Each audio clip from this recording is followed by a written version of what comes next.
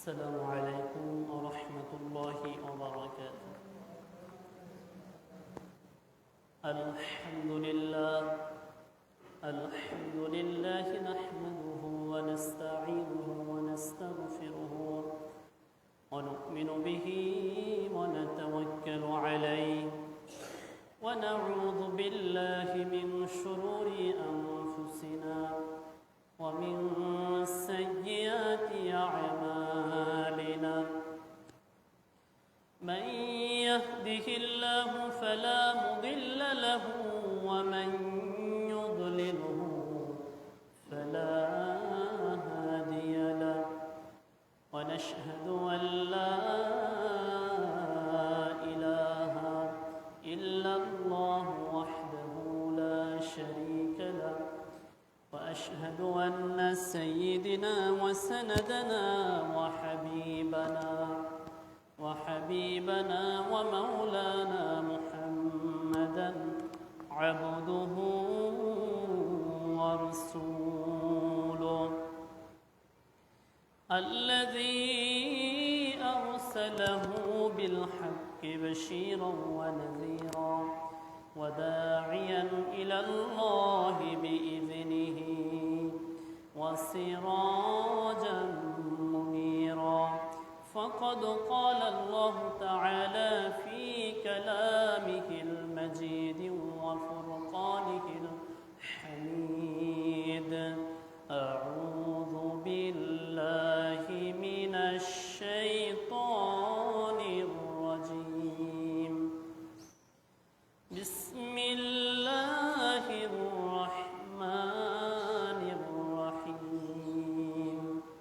إن الله وملائكته يصلون على النبي يا أيها الذين آمنوا صلوا عليه وسلموا تسليما.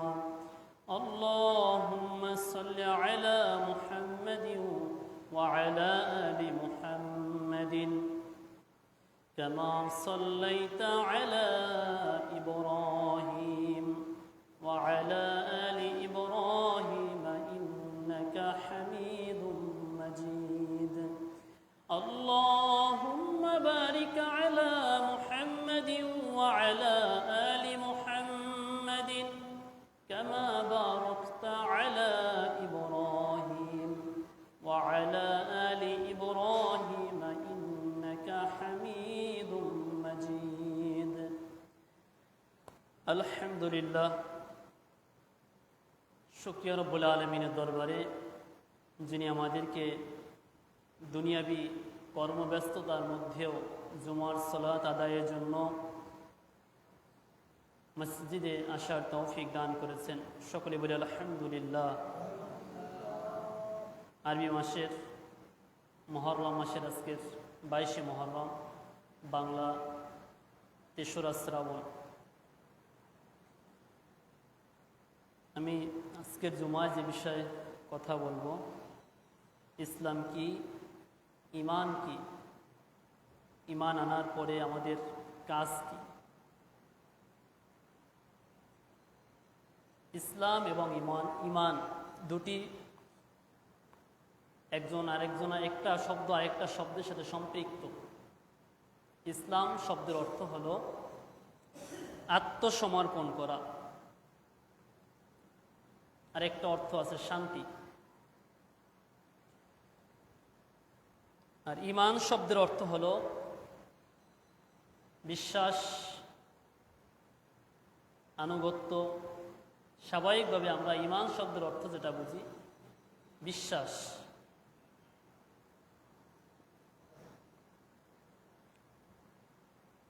এখন ঈমান এবং ইসলাম আমরা এই দুটির সাথে সম্পৃক্ত, কিন্তু আমরা এর মর্ম বুঝিনি। আমরা বাপ দাদার সূত্র থেকেই আমরা নিজেদেরকে পরিচয় দিচ্ছি আমরা মুসলিম, আর সেই সূত্র হিসেবে আমরা নিজেদেরকে ইমানদার দাবি করি। তো আসলে মুসলমান এবং ইমানদার হওয়ার জন্য যে গুণগুলো থাকার দরকার সেগুলো আমাদের মধ্যে আছে কিনা। আমাদের মধ্যে এক শ্রেণী আমরা যারা নিজেদেরকে মুসলিম পরিচয় দেই, মুসলমান বটে, কিন্তু আমরা ইমানদার হতে পারিনি। এখন একজন মানুষ ইমানদার তখনই হবে যখন তার কাজ কর্মের মধ্যে নবীজি মুহাম্মদ সাল্লাল্লাহু আলাইহি সাল্লামের আদর্শ ফুটে উঠবে। ইসলাম শব্দের অর্থ যদি আমরা খেয়াল করি, ইসলাম শব্দের অর্থ হলো আত্মসমর্পণ করা। এখন আমরা যারা এখানে মুসলিম হিসাবে আমরা নিজেদেরকে যারা পরিচয় দেই, আমরা কতটুকু নিজেদেরকে ইসলামের কাছে আত্মসমর্পণ করতে পেরেছি। আত্মসমর্পণ মানে কি? আত্মসমর্পণ মানে হলো যে আমি আগে যে মত পোষণ করতাম, ওই সকল পথ এবং মতকে আমি ছুঁড়ে ফেলে দিয়ে আমি ইসলামের যে মত আদর্শ যেটা আছে ওটাকে আমার হৃদয়ের মধ্যে ধারণ করবে। এটাই মূলত আত্মসমর্পণ। যারা বহির্বিশ্বে মুসলমান হচ্ছে, খ্রিস্টান থেকে, ইয়াহুদি থেকে, অন্য অন্য ধর্ম থেকে যারা মুসলমান হয়, তারা সবাই তাদের পূর্বের যে মত ছিল, তারা পূর্বে যে পথের অনুসারী ছিল, সে পথকে ছুঁড়ে ফেলে দিয়েছে। ছুঁড়ে ফেলে দিয়ে তারা ইসলামের ছায়াতলে এসেছে। আর একজন মানুষ যখনই ইসলামের ছায়াতলে আসে, তখন তার উপর প্রথম যে কাজটি আবশ্যক হয় তা হলো এক আল্লাহকে স্বীকৃতি দেওয়া। যেটা আমরা ইমানের স্বীকৃতি যারা দেই তারা আমরা জানি যে ইমানের ভিতরে ইমানে মুজমাল এবং ইমানে মুফাসসল দুটা বিষয় রয়েছে। একটা হলো আমরা বলে থাকি যে ইমানে মুফাসসল আমানতু বিল্লাহ ওয়া মালাইকা ওয়া কুতুবিহি ওয়া রাসূলিহি ওয়াল ইয়াউমিল আখির, অর্থাৎ এখানে ৬৬টি বিষয় আছে, এর প্রতি পূর্ণ ঈমান রাখা। আর ইসলাম যখন আমরা গ্রহণ করেছি, ইসলাম গ্রহণ করার পরে আমাদের প্রথম যে কাজটি আমাদের চলে আসে তা হলো আপনাকে আমাকে প্রথমেই আল্লাহ রাব্বুল আলামিনের গোলামির সাক্ষ্য দিতে হবে। যেমন একজন লোক যখন ইসলাম গ্রহণ করে তার উপর আবশ্যক হয়ে যায়, তার উপর কর্তব্য হয়ে যায় যে প্রথম তার কাজ যেটা সেটি হলো সে নামাজ কায়েম করবে, নামাজ নিজে পড়বে এবং অন্যকেও পড়ার জন্য উৎসাহিত করবে। যদি আমরা ইসলাম কি এই শব্দের উত্তর যদি আমরা চাই, তাহলে আমরা মুসলিম শরীফের প্রথম নম্বর যে হাদিস, সে হাদিসের দিকে যদি লক্ষ্য করি তা আমরা বুঝতে পারবো। জিবরাইল আলাইহিস সালাম একবার মানুষের আকৃতিতে নবী সাল্লাল্লাহু আলাইহি সাল্লাম মসজিদে নববীতে বসা, তখন মানুষের আকৃতিতে সে নবী সাল্লাল্লাহু আলাইহি সাল্লামের পাশে বসলো, তার হাঁটুর সাথে হাঁটু মিশিয়ে। সাহাবীদের মধ্যে আব্দুল্লাহ ইবনে ওমর ইবনে খাত্তাব রাদিয়াল্লাহু আনহু, যিনি ইসলামের দ্বিতীয় খলিফা, তিনি ওখানে বসা, আরো বেশ কয়েকজন সাহাবী বসা। এসে জিবরাইল আলাইহিস সালাম নবী সাল্লাল্লাহু আলাইহি সাল্লামকে জিজ্ঞেস করলো, ইয়া মুহাম্মদ আকবিরনি আনিল ইসলাম, আপনি আমাকে ইসলাম কি, ইসলাম কি এ সম্পর্কে কিছু বলুন। তখন নবী সাল্লাল্লাহু আলাইহি সাল্লাম উত্তর করলেন, আল ইসলাম আন তাশহাদু আল্লা ইলাহা ইল্লাল্লাহ ওয়া আন্না মুহাম্মাদার রাসূলুল্লাহ ওয়া ইকামিস সালাহ ওয়া ইতাইজ যাকাহ ওয়াল হজ্জি ওয়া সাওমি রমাদান। এখানে নবী সাল্লাল্লাহু আলাইহি সাল্লাম উত্তর করলেন, জিবরাইল আলাইহিস সালাম যখন তাকে প্রশ্ন করলেন যে ইসলাম মানে হলো আন তাশহাদু আল্লা ইলাহা ইল্লাল্লাহ, এই কথা সাক্ষ্য দেওয়া যে আল্লাহ ছাড়া কোনো ইলাহ নেই, ওয়া আন্না মুহাম্মাদার রাসূলুল্লাহ, এবং নবী মুহাম্মদ সাল্লাল্লাহু আলাইহি সাল্লাম আল্লাহ তাআলার প্রেরিত রাসূল। এরপরে বললেন ওয়া ইকামিস সালাহ, নামাজ কায়েম করা, ইসলাম কি এটা আমি বুঝাতে চাচ্ছি। নবী সাল্লাল্লাহু আলাইহি ওয়াসাল্লাম ইসলাম কি এর প্রশ্নের জবাবে তিনি এই কথাগুলো বলেছেন। ইসলাম কি? উত্তর হলো আল্লাহ তাআলাকে সাক্ষ্য দেওয়া যে তিনি এক, অদ্বিতীয়, তার কোনো শরীক নেই, মুহাম্মদ সাল্লাল্লাহু আলাইহি ওয়াসাল্লাম আল্লাহ তাআলার রাসূল।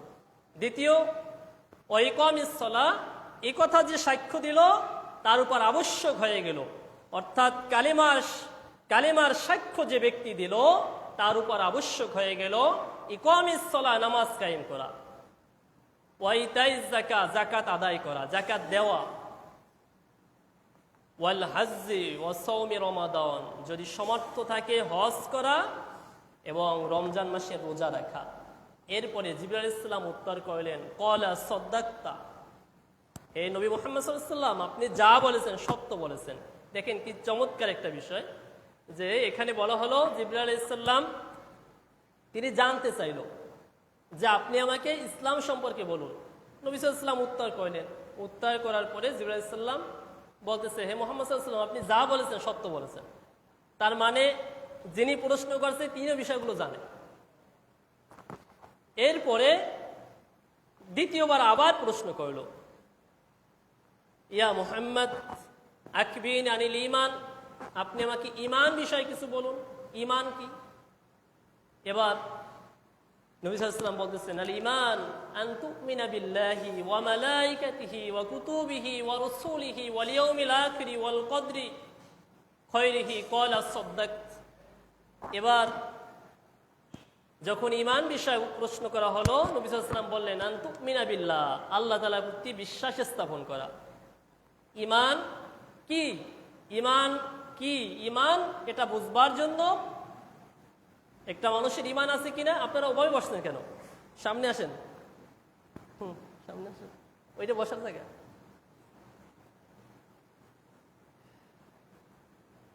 কাতার দেওয়ার মসজিদের নিয়ম হলো ইমাম থেকে শুরু হবে, দুই সাইডে এবার বসে যাবে সবাই, এটাই হলো নিয়ম।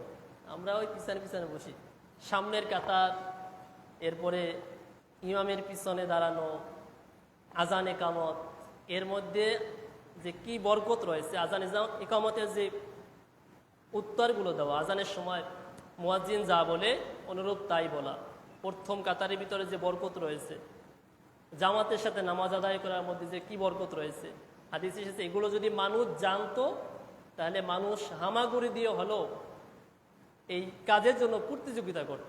অনেক ক্ষেত্রে লটারিও দেওয়া লাগতো যে কে কার আগে সামনে দাঁড়ানো যায়।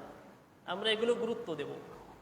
যাই হোক, ঈমান বিষয় বলতেছিলাম যে ঈমান কি? ঈমান হলো আন তুমিনা বিল্লাহ, আল্লাহ তাআলার প্রতি বিশ্বাস স্থাপন করা,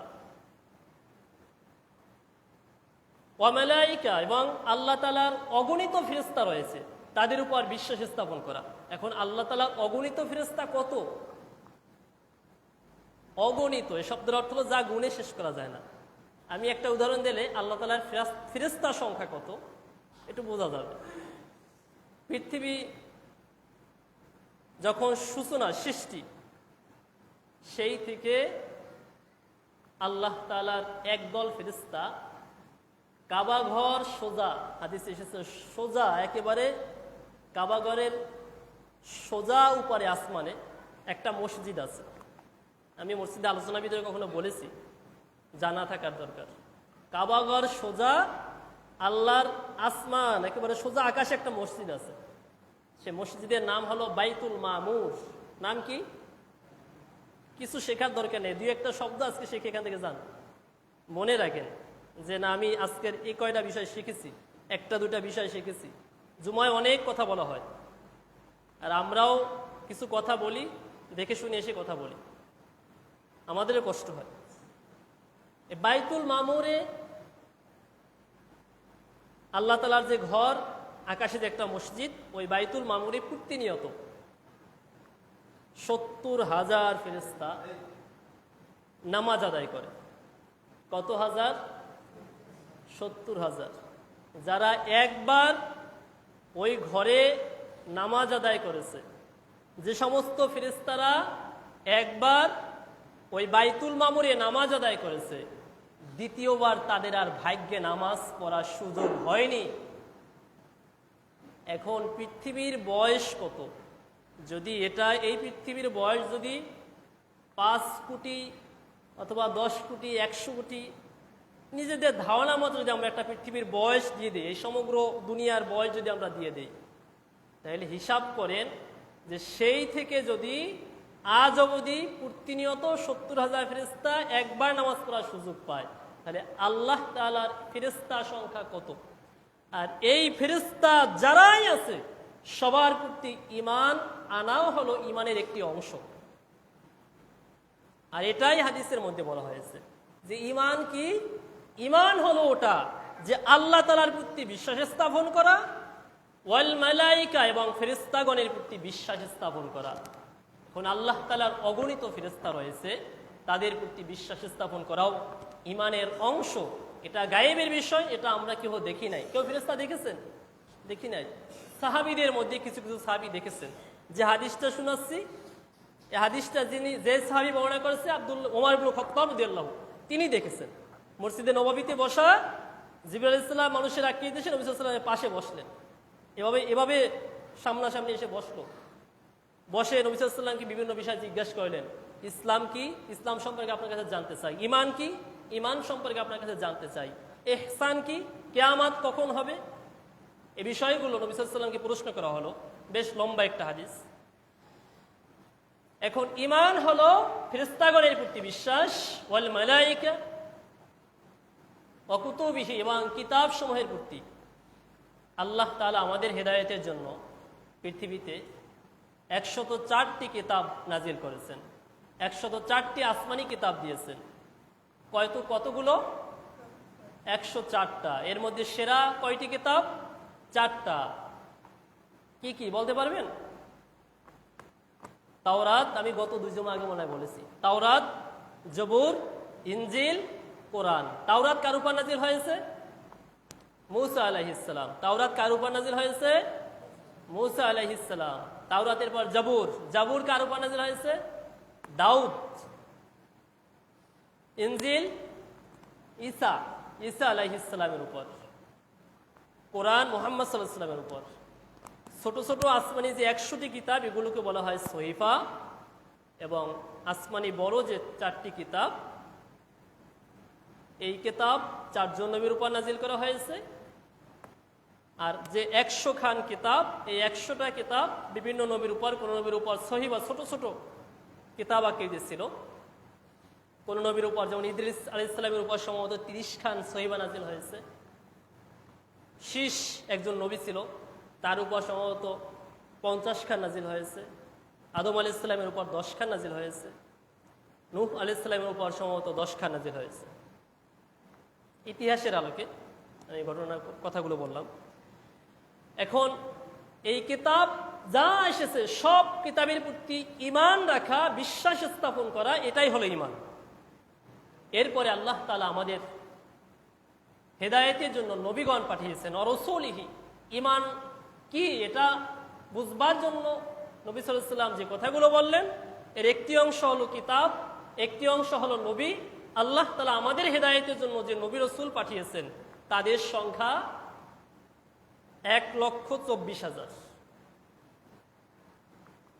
এটা কম হতে পারে, বেশিও হতে পারে। এখন এখানে এভাবে আমাদের বলতে হবে, আল্লাহ তাআলা আমাদের হেদায়েতের জন্য যত নবী রাসূল পাঠিয়েছেন সবার প্রতি ঈমান রাখা, এটাই হলো ঈমান। একটা হাদিসে বলা হয়েছে 1,24,000, সেই হিসাবে আমি বললাম এটা। এরপরে ওয়াকুতুবিহি ওয়া রুসুলিহি ওয়াল ইয়াউমিল আখির, পরকাল, আমাদের মৃত্যু পরবর্তীতে জীবন, যেখানে জান্নাত রয়েছে, জাহান্নাম রয়েছে, হাসর নসর হবে, বিচার ফয়সালা হবে, এই সব কিছু আমাদের অদৃশ্য জগতের মধ্যে। আমরা এর সাথে কেউ এগুলো দেখিনি, নবীদেরকেও আমরা দেখিনি, আল্লাহকেও দেখিনি।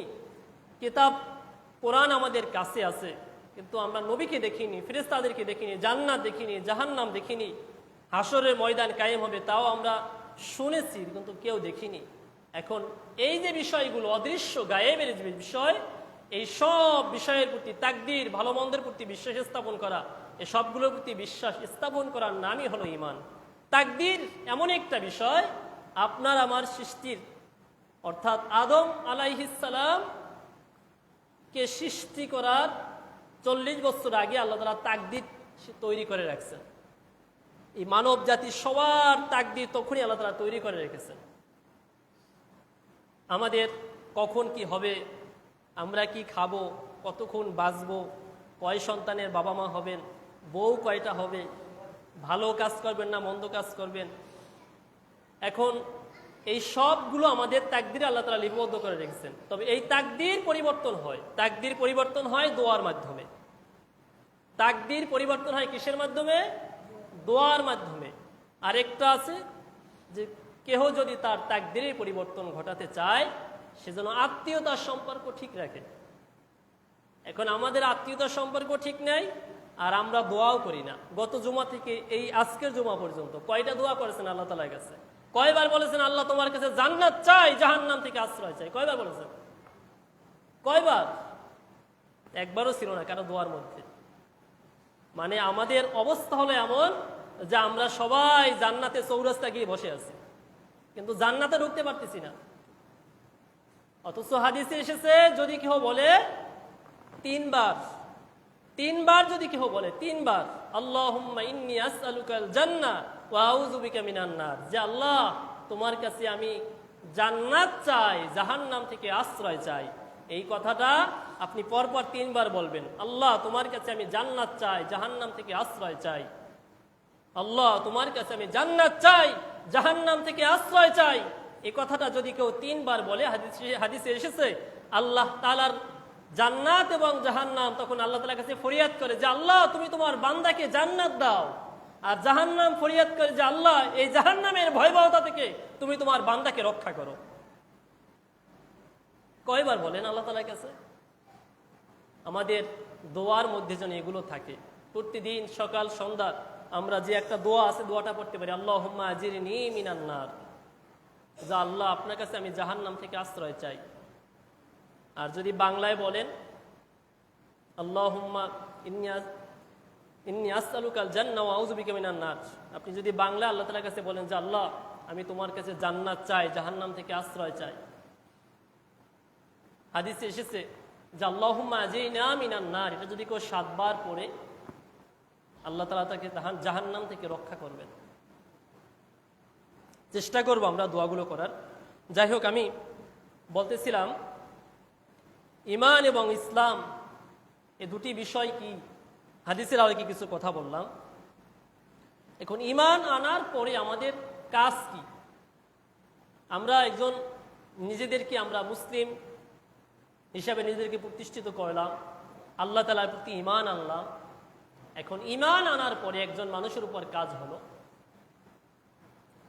কুরআনুল কারীমে সূরা বাকারার প্রথম দিকে যে আয়াত, সেখানে যদি আমরা দেখি আল্লাহ সুবহানাহু ওয়া তাআলা বলেছেন আল্লাযীনা ইউমিনুনা বিল গায়ব ওয়া ইউকিমুনাস সালাতা ওয়া মিম্মা রাযাকনাহুম ইউনফিকুন, যারা ঈমান এনেছে, অদৃশ্য জগতের অদৃশ্য বিষয় প্রতি ঈমান এনেছে, তাদের কাজ হলো ওয়া ইউকিমুনাস সালাতা, তারা নামাজ প্রতিষ্ঠা করবে। এখন আমরা কি তা করেছি? আজকে আপনি আমি এখানে নামাজ পড়তে এসেছি, আমাদের পরিবারের অধিকাংশ মানুষই দেখা যাচ্ছে নামাজের সাথে সম্পৃক্ত না। আপনি নামাজে আসছেন, আপনার বউ নামাজ পড়ে না, এটা কি নামাজ প্রতিষ্ঠা হলো? আমরা সবাই নামাজ পড়ি, কিন্তু নামাজ প্রতিষ্ঠা যে করতে হবে, কোরআন বলেছে নামাজ প্রতিষ্ঠা করতে, কায়েম করতে বলেছে, আমরা এটা কেউ করতেছি না। ব্যক্তিকেন্দ্রিক আমরা অনেকেই আছি, খুব তাহাজ্জুদ গুজারি, কিন্তু ঘরের ছেলে মেয়ে কেউ নামাজ পড়ে না, ঘরের বউ নামাজ পড়ে না। আপনার এই তাহাজ্জুদের মূল্য কি?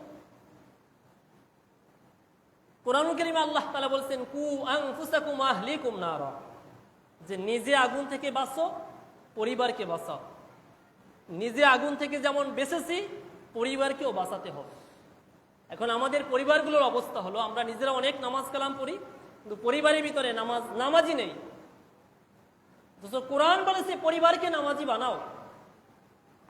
এখন ঈমান আনার পরে আল্লাহ বলছেন ঈমান এনেছো, এবার কাজ হলো ওয়া ইউকিমুনাস সালাহ, নামাজ কায়েম করা, ওয়া মিম্মা রাযাকনাহুম ইউনফিকুন, আমি তোমাদেরকে জীবিকা হিসাবে, রিজিক হিসাবে যা দিয়েছি সেগুলো তোমরা আল্লাহ তাআলার পথে ব্যয় করবে।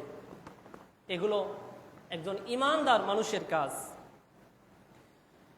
এরপরে সূরা ইব্রাহিমের 31 নম্বর আয়াতে আল্লাহ বলছেন, কুল্লি ইবাদিয়াল্লাযীনা আমানু ইউকিমুস সালাতা ওয়া ইউনফিকু মিম্মা রাযাকনাহুম সিররা ওয়া আলানিয়াতান। আল্লাহ বলছেন, আমার বান্দাদেরকে, হে নবী আপনি বলে দিন আমার বান্দাদেরকে, যারা ঈমান এনেছে, বিশ্বাস স্থাপন করেছে, যারা ঈমান এনেছে তাদের কাজ হলো ইউকিমুস সালাতা, তারা যেন নামাজ কায়েম করে, ওয়া ইউনফিকু মিম্মা রাযাকনাহুম, তাদেরকে যে জীবিকা রিজিক দেওয়া হয়েছে সেখান থেকে যেন তারা আল্লাহ তাআলার পথে ব্যয় করে, সিররা ওয়া আলানিয়াতান, গোপনে এবং প্রকাশ্যে। আমরা নামাজ কায়েম করলাম, নামাজ প্রতিষ্ঠা করলাম, দ্বিতীয় আমাদের উপর যে কাজ আসে সেটা হলো আল্লাহ তাআলার পথে ব্যয় করা। আমরা কতটুকু ব্যয় করি? এখন ব্যয়ের অবস্থা কি? আমরা নিজেদেরকে প্রশ্ন করলে পেয়ে যাব যে আমরা কি পরিমাণ, কতটুকু আল্লাহ তাআলার পথে ব্যয় করি। আপনাদের এখন জমিতে সবারই মোটামুটি পাট উঠতেছে, এরপরেও একটা ধান লাগাবেন, সেখান থেকে ধান উঠবে। এই ফসল থেকে আল্লাহ তাআলা এখানে যে কথা বলেছেন, ওয়ুনফিকুনা মিম্মা রাযাকনাহুম ইউনফিকুন, তোমরা ব্যয় করো যা তোমাদেরকে আল্লাহ তাআলা রিজিক হিসাবে দিয়েছে সেখান থেকে। আমরা জানি যে মানুষের সম্পদ এটা নির্ধারিত মাত্রায় যদি থাকে, ওখান থেকে আল্লাহর রাস্তায় যাকাত হিসাবে দিতে হয়। ফসল, জমিতে যে ফসল ফলে ওই ফসলের একটা অংশ আল্লাহ তাআলার পথে যাকাত দিতে হয়, যেটাকে বলা হয় ওশর। কি বলে বলেন? ওশর। এখন স্বর্ণ যদি কারো মালিকানায় 7.5 ভরি থাকে, তাহলে সে ওখান থেকে হিসাব করে যাকাত দিবে।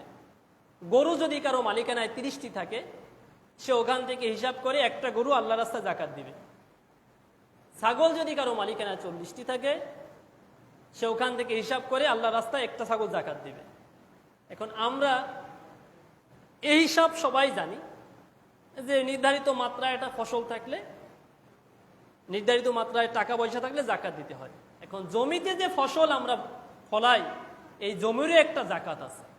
জমির যাকাত হলো যে আল্লাহ প্রদত্ত পানির মাধ্যমে যদি কেহ ফসল ফলায়, সে ফসলের 10 ভাগের 1 ভাগ আল্লাহ রাস্তায় যাকাত দিতে হয়। এই আলোচনা মসজিদের আগেও করা হয়েছে। 10 ভাগের 1 ভাগ আল্লাহ রাস্তায় যাকাত দিতে হবে। যদি কেহ এই সম্পদ থেকে যাকাত না দেয়, তাহলে তার সম্পদটা হারাম হয়ে যাবে। এখন এরপরে যদি কেহ সেচ, অর্থাৎ সেচ দেওয়ার মাধ্যমে আল্লাহ প্রদত্ত পানির বাহিরে যদি কেউ ফসল ফলায়, তাহলে 20 ভাগের 1 ভাগ তাকে যাকাত দিতে হবে। এখন আমাদের জমিগুলোতে যে পরিমাণ সার ওষুধ লাগে, যে পরিমাণ খরচ, সেই হিসাবে আমরা যদি 20 ভাগের 1 ভাগও আল্লাহ রাস্তায় যাকাত হিসাবে দেই, তাহলে আমাদের এই জমিতে উৎপাদিত ফসলটা হালাল হয়। তো আজকের আমরা মানুষেরা, মুসলিম ইমানদার মানুষ, এই মানুষগুলো এই যাকাতের ক্ষেত্রে, ফসলের যাকাতের ক্ষেত্রে একটা বারের জন্য চিন্তা করে না কি নামাজি কি বেনামাজি। অথচ আমরা বড় বড় কথা বলে বেড়াচ্ছি যে আমি 1 রিঞ্জি 1 পয়সা আমি হারাম খাই না, কিন্তু আপনার উৎপাদিত ফসল থেকে আপনি তো যাকাত দিচ্ছেন না, আপনার সম্পদই তো হারাম হয়ে যাচ্ছে। এটাই ইসলাম। আজকের আমরা এই চিন্তা আমাদের মাথায় কারণেই, আপনার 20 মণ পাট হয়েছে, 1 মণ আল্লাহ রাস্তা দিয়ে দেন, দেবেন না, দেখতেছেন কমে যাচ্ছে, তাই না? অথচ আল্লাহ বলেছেন যে আমার পথে দেয় আমি তার সম্পদ, আল্লাহু ইউদাইফু লিমান ইয়াশা, আমি তার সম্পদ আরো বৃদ্ধি করে দেব, যাকে যেমন খুশি ইচ্ছা তেমন বাড়িয়ে দেব। উদাহরণস্বরূপ আল্লাহ তাআলা একটা আয়াত এভাবে উদাহরণ দিয়েছে, তোমরা জমিনে একটা ধান, একটা বীজ বপন করো, ওখান থেকে 7টা শীষ বের হয়। আমি উদাহরণ আগে কয়েকদিন দিয়েছি, আগেও দিয়েছি। একটা ধান গাছ রোপণ করলেন, দেখবেন পাশ থেকে অনেকগুলো 5টা 7টা গাছ বের হয় না একটা গাছের গোড়া থেকে? আল্লাহ বলছেন ওই 7টা শীষ বের হয়। ওই 7টা শীষ আবার এক একটা শীষে 100টা করে দানা।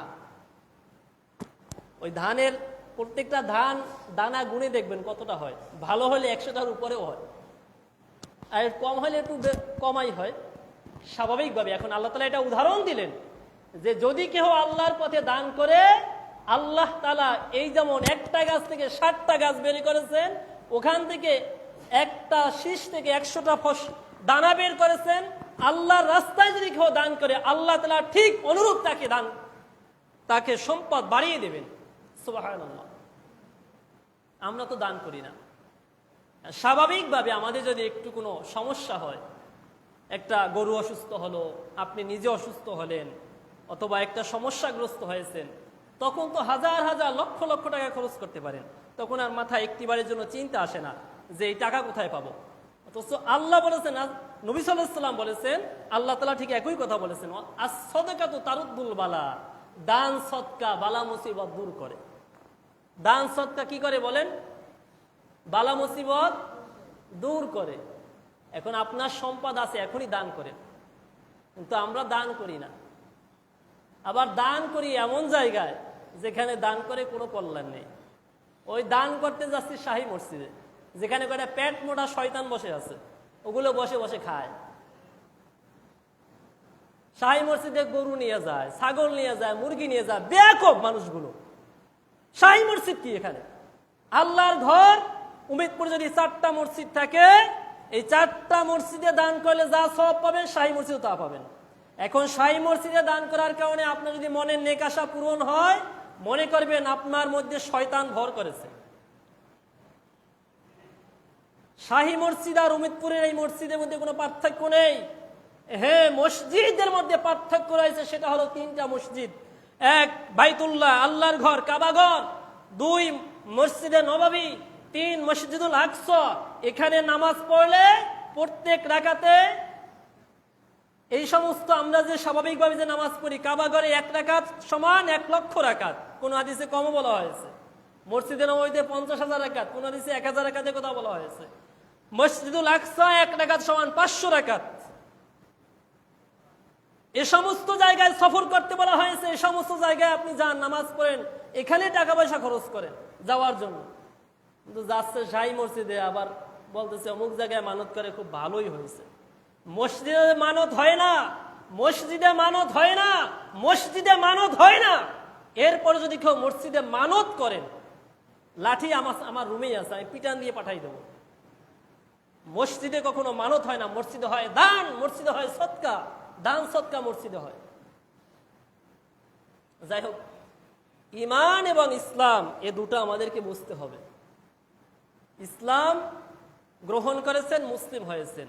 বাবা মুসলিম ছিল, সেই সূত্রে আপনিও মুসলমান না।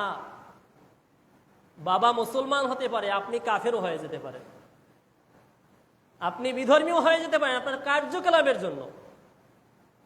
উম্মতপুরে আমি তো আর কি মাঝে মাঝে আগে দেখি অবস্থাটা, কিছু মানুষ আছে যারা মসজিদেও যায় না, মন্দিরেও যায় না, প্যাগোডায় যায় না, কোনো জায়গায় যায় না, ঈদের নামাজ পড়তে ঈদগাহে যায় না। এগুলো কি?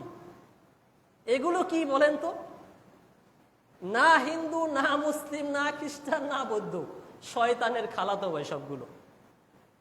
মানে শয়তান এমন ভাবে ধরছে, বসে বসে পাম্পু টানে, বসে বসে বিড়ি খায়, গাঁজা খায়, মদ খায়, জীবনটারে যেমন চায় তেমন না চায়।